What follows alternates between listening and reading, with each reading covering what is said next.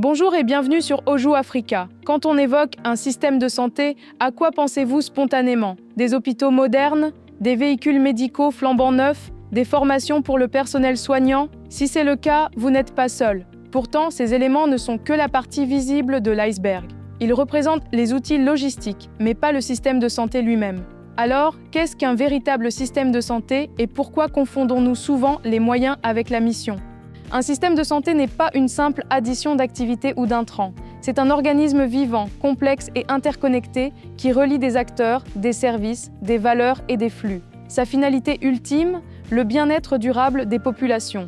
L'Organisation mondiale de la santé le définit comme l'ensemble des organisations, institutions et ressources visant à améliorer, maintenir ou restaurer la santé.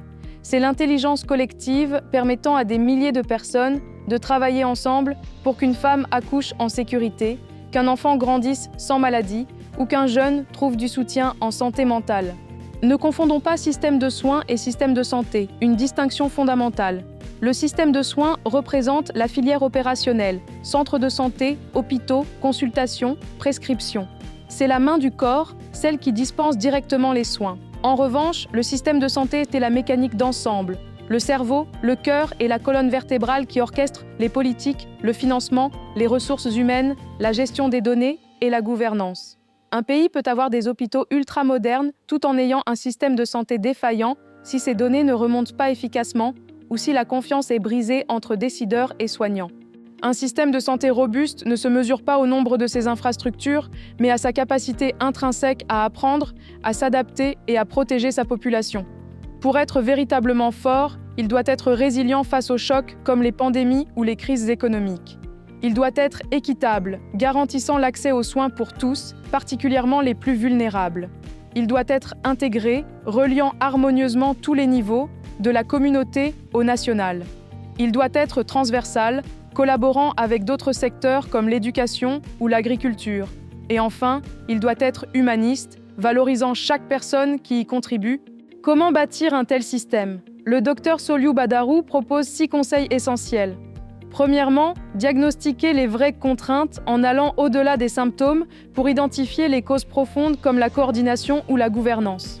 Deuxièmement, construisez la confiance institutionnelle en restaurant le dialogue entre tous les acteurs.